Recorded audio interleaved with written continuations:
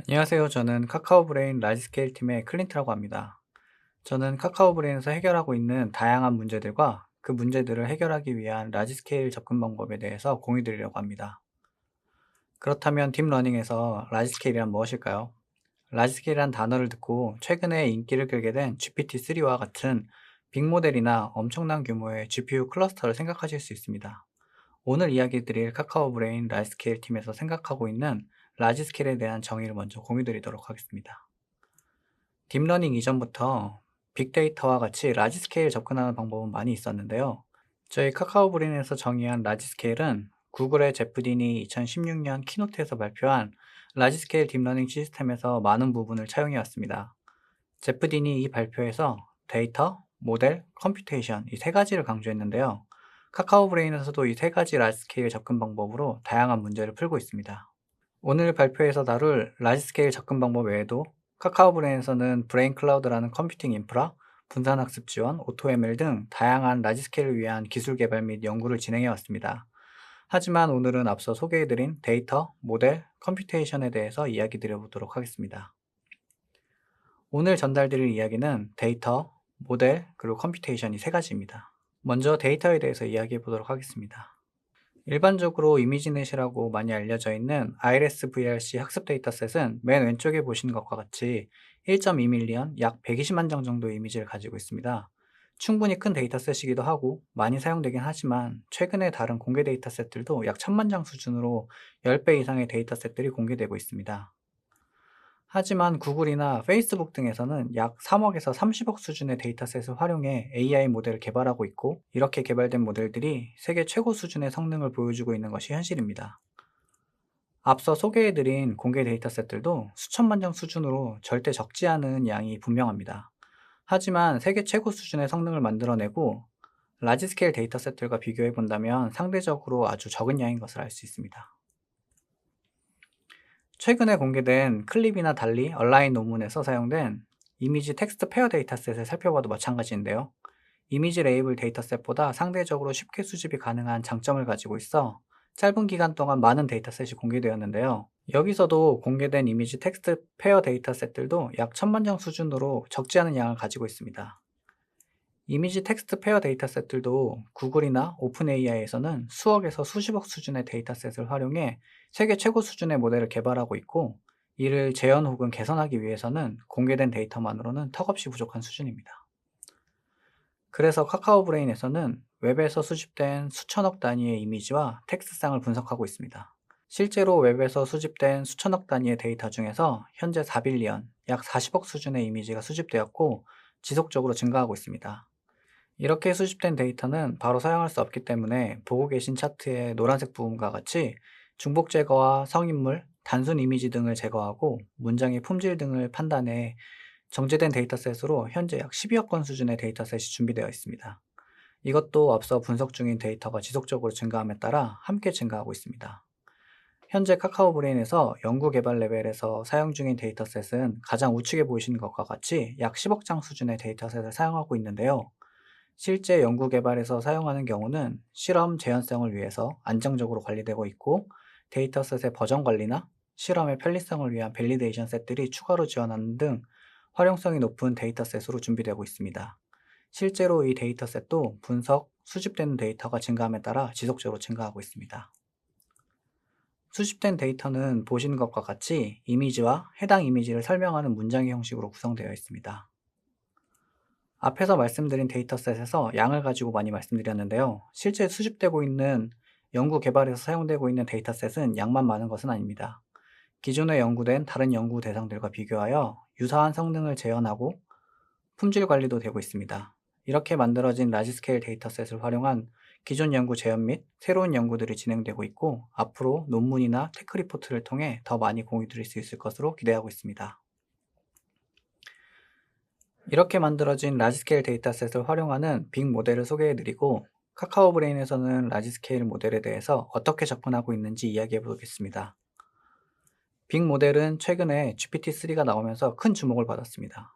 GPT-3와 같은 자연어 모델과 자연어 데이터에 대한 소개는 앞으로 소개할 수 있는 다른 기회가 있을 것이라 생각되어 오늘 발표에선 생략을 하고, 이번 발표에서는 저희가 앞에 소개해드린 이미지 텍스트 페어 데이터셋을 활용하는 달리 모델부터 이야기해 보도록 하겠습니다. 달리는 많은 분들이 알고 계시겠지만 왼쪽 이미지와 같이 텍스트 문장을 입력하면 그 문장에 적합한 이미지를 생성해주는 모델입니다. 달리는 약 120억 개의 파라미터를 가지고 있는데요. 일반적으로 GPU 메모리 제약 때문에 120억 개의 파라미터를 하나의 GPU에 모두 올려서 학습할 수는 없습니다. 그래서 오른쪽에 보신 것과 같이 하나의 모델을 여러 GPU에 나누어서 학습하는 모델 병렬화 방법을 사용해야 합니다. 하나의 모델을 여러 GPU에 나누는 모델 병렬화는 자원 효율성이 떨어지기 때문에 자원 효율성을 높이기 위해 파이프라인 병렬화라는 방법을 사용해야 합니다. 많은 분들이 사용하고 계시는 파이토치에 구현되어 있는 파이프라인 병렬화 구현체가 카카오 브레인에 기여한 토치 G파이프의 구현체입니다. 모델 병렬화나 파이프라인 병렬화는 모델 사이즈를 상대적으로 쉽게 키울 수 있고 자원을 효율적으로 사용할 수 있습니다. 하지만 모델 병렬화는 통신 및 개발 효율성을 확보하는 데 근본적인 한계가 있습니다. 카카오 브레인에서는 토치 G파이프와 같은 모델 병렬화뿐만 아니라 딥러닝 모델의 메모리 최적화 방법론들을 최대한 활용하고 있습니다. 120억 개의 파라미터를 갖는 달리 모델을 여러 GPU에 나누지 않고 멀티노드 데이터 병렬화 방법으로 모델을 학습하고 있습니다. 지금 화면에 보이는 차트는 상대적인 비교를 위해 12억 개의 파라미터를 갖는 달리 모델을 재현하였고, 모델 병렬화를 하지 않고 메모리 최적화를 진행하였을 때 메모리 사용량과 학습 속도를 보여주고 있습니다. 달리 모델은 약 12억 개의 파라미터만 사용하더라도 모델 병렬화나 메모리 최적화 작업을 하지 않는다면 GPU 메모리 부족으로 한 개의 배치도 학습할 수 없습니다. 저희는 이러한 모델을 메모리 최적화 작업을 통해 학습이 가능하도록 하였고, 4개의 GPU를 사용해 초당 10장 내외의 학습 시간을 보여주고 있습니다.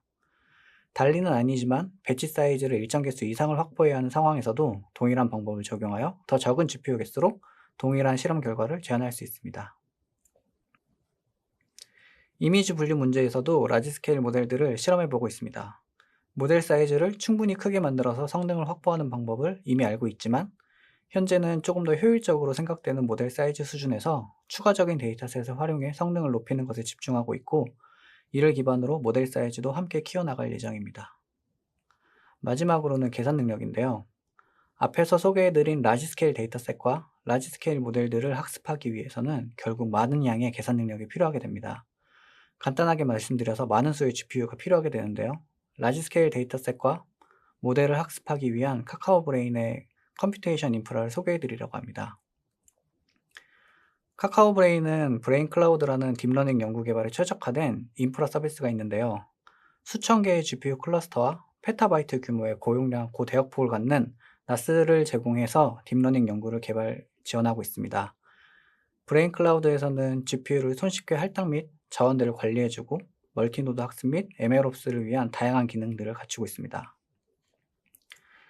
잘 알려져 있는 엔비디아의 슈퍼팟이나 구글의 TPU와 같은 HPC라 불리는 계산 클러스터와는 약간 차이점이 있는데요. 일반적으로 엔비디아 슈퍼팟의 경우는 동일한 GPU가 1000여 개가 구성되어 있고, 구글의 TPU의 경우에도 동일한 TPU 코어가 2000여 개가 구성되어 하나의 덩어리로 제공됩니다. 각각의 GPU나 TPU들은 고대역폭의 네트워크에 연결되어 있고, 흔히 말하는 슈퍼컴퓨터급의 강력한 계산력을 가지고 있습니다. 슈퍼팟이나 TPU에 비해 브레인 클라우드는 카카오 브레인이 처음 만들어졌을 때부터 개발되고 사용되고 있는 딥러닝 인프라 서비스입니다. 그러다 보니 다양한 GPU 타입들이 혼재되어 있고, 대부분의 GPU 간의 네트워크는 고대역폭을 지원하지만 일부 GPU의 경우는 상대적으로 대역폭이 작은 경우도 있습니다. 물론 단점으로 보일 수 있지만 그만큼 브레인 클라우드는 높은 확장성을 가지고 있고 지속적으로 GPU를 늘려가기에 좋은 구조를 가지고 있다고 말할 수 있습니다. 저희는 고성능의 슈퍼팟을 추가로 도입하기보다는 기존의 인프라를 더 고도화하여 사용하기로 결정하였습니다. 라지 스케일 딥러닝을 학습하면서 느낀 가장 중요한 부분 중 하나는 안정성이라고 생각됩니다. 딥러닝을 학습해 보신 분들은 아시겠지만 학습에 걸리는 시간은 몇 시간 단위를 넘어서 며칠 혹은 몇 주, 몇 개월이 걸리는 경우도 있는데요. 특히 수백 개의 GPU를 가지고 학습하고 있는 중에는 단 하나의 GPU라도 장애가 나거나 문제가 생기게 되면 적게는 몇 시간 혹은 몇 개월이 걸린 학습 모델의 결과물이 사라지거나 사용할 수 없게 되는 경우가 발생하게 됩니다. 그리고 클라우드 시스템은 자원 효율성을 위해 자원을 완전 점유해서 사용하는 특별한 경우를 제외하고는 일반적으로는 자원을 공유해서 사용하게 됩니다. 이러한 상황에서 라지 스케일 학습을 위한 리소스가 사전에 확보되지 않으면 실험을 시작조차 할 수 없는 상황도 발생하게 됩니다. 이 문제는 슈퍼팟이나 TPU팟을 사용하더라도 해결할 수 있는 문제는 아닌데요. 기존의 딥러닝 인프라에 대한 고민은 정해진 하드웨어와 제한된 네트워크 환경에서 결함이 허용되지 않는 거의 무균실 수준의 실험 환경에서 진행되어 왔습니다. 카카오브레인에서는 학습에 사용되고 있는 인프라와 분산학습 프레임워크를 다시 고민해보고 있습니다. 브레인 클라우드 자체는 이미 고가용성으로 디자인되어 일부 하드웨어에서 장애가 나더라도 전체 시스템에 영향을 주지 않고 있습니다. 그와 동시에 리소스의 사용량을 동적으로 변경할 수도 있습니다. 하지만 딥러닝에서 이러한 고민이 많이 부족했던 것은 아닌가 생각하게 되었고, 딥러닝 분산학습 프레임워크 레벨에서 학습 알고리즘과 학습에 사용되는 자원을 분리하는 방법들을 고민하고 문제들을 풀고 있습니다. 그래서 라지스케일 학습 알고리즘에 영향을 주지 않고 분산학습을 진행하되 서로 다른 종류의 GPU를 효율적으로 활용하는 방법들을 고민했습니다. 서로 다른 종류의 GPU를 사용하더라도 각 GPU의 최적화된 배치 사이즈를 사용해 최대한 효율성을 확보하고 네트워크 밴드위스에 따라 동적으로 최적의 구성을 찾아 커뮤니케이션하는 방법들을 연구 개발하고 있습니다. 특히나 학습에 참여하는 계산 노드가 동적으로 추가되거나 학습 중에 제거되더라도 학습 알고리즘에 영향을 주지 않는 방법을 연구 개발하고 있으며, 이를 통해 학습 안정성을 큰 폭으로 향상시킬 수 있을 것이라고 기대하고 있습니다. 이상으로 카카오브레인에서 라지스케일 문제들을 해결하는 방법들을 소개해드렸습니다. 저희는 지속적으로 대량의 데이터셋을 확보하고 품질을 높여가고 있으며, 이렇게 확보된 데이터셋을 기반으로 빅 모델들을 개발하고 있습니다. 이러한 대량의 데이터와 빅 모델을 효율적이고 안정적으로 학습하기 위한 인프라와 분산학습 프레임워크를 함께 개발하고 있습니다. 카카오브레인에서는 이렇게 연구 개발된 라지스케일 방법론으로 다양한 문제들을 풀고 있습니다. 저희와 함께 라지스케일 문제를 해결해보고 싶으신 분들은 카카오브레인 홈페이지를 통해 연락 주시면 더 재미있는 것들을 이야기해 볼 수 있을 것 같습니다. 이번 발표는 여기까지입니다. 들어주셔서 감사합니다.